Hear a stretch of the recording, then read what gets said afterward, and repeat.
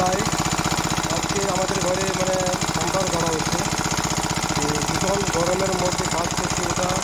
এখন 30 মতো ভাড়া হয়ে গেছে, তাহলে 40 ভাড়া হচ্ছে ওটা। দেখতে পাচ্ছ বাসের ভাড়া করে উপর দিকে তোলা হয়েছে। এখান থেকে নিয়ে এখানে একটা চেম্বার খোলা হয়েছে। এখানে চেম্বার খোলা হয়েছে, চেম্বার থেকে জল এখানে আসছে পুকুর থেকে জল তোলার জন্য এখানে একটা মেশিন রেডি করে রেখেছি। তারপরে তোমার একটা মোটরও সেট করে রেখেছি, মোটর এখন চলছে, দেখেছো?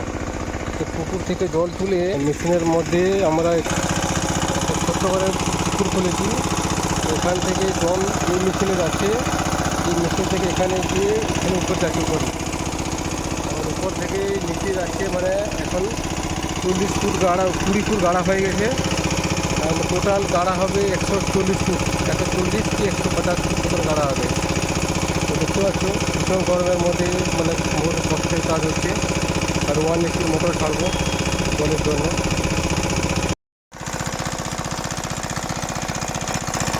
আজকে 2 দিন হয়ে গেল, মানে 120 ফুট নিচে চলে গেছে অলরেডি।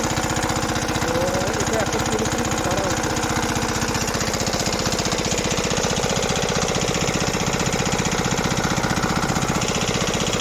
দেখতে পাচ্ছ যে ভীষণ পরিশ্রমের মধ্যে কাজটা হচ্ছে। এখন যাচ্ছে না 140 ফুট, এটা নিচে পাথর আছে, মানে পাথর থেকে যাচ্ছে নিচে। দেখতে পাচ্ছ যে কত মেহনত করলে যদি সাকসেস হয় কাজটা।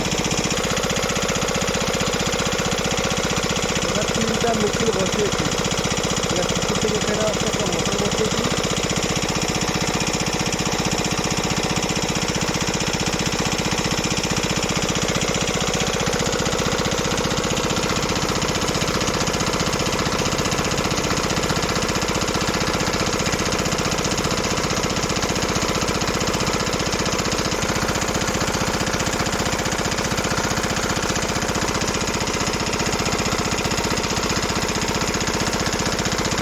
সুন্দর মেহনতের কাজ, সুন্দর মেহনত।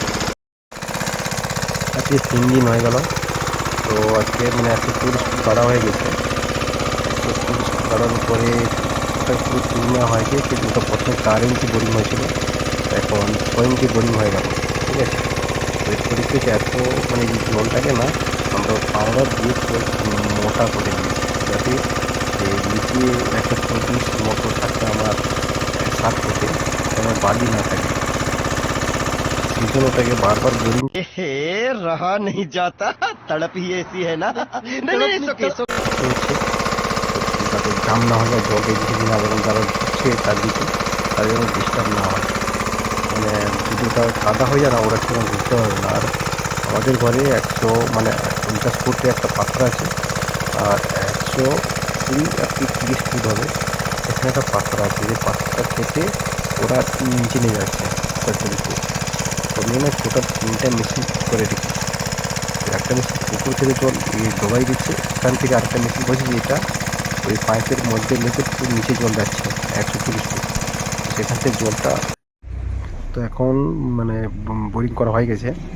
এবার ওটা ফিল্টার, প্রথম ফিল্টার ছাড়া হবে। এটা ফিল্টারটা পুরো নিচে থাকবে, একদম জলের নিচে, একদম 140 ফুট যেটা বলছি, ওই ফিল্টারটা পুরো নিচে থাকবে। ফিল্টারটা নিচে, এটা ওটা ওটা ফিল্টার, ঠিক আছে। ফিল্টার পরে একটা একটা পাইপ লাগাবো। তো দেখতে পাচ্ছ প্রথম ফিল্টার লাগানো হয়ে গেল। এটা কিন্তু খুব রিস্কের ব্যাপার, যাতে ফিল্টারটা খারাপ না হয়ে যায়।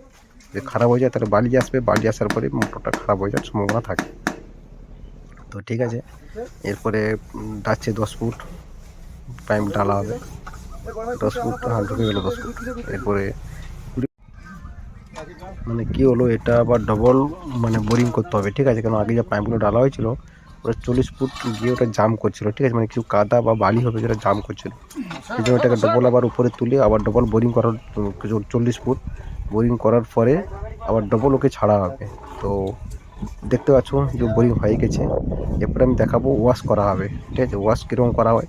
তারপরে ওয়াশ করার পরে জল বেরিয়ে যাবে অটোমেটিক।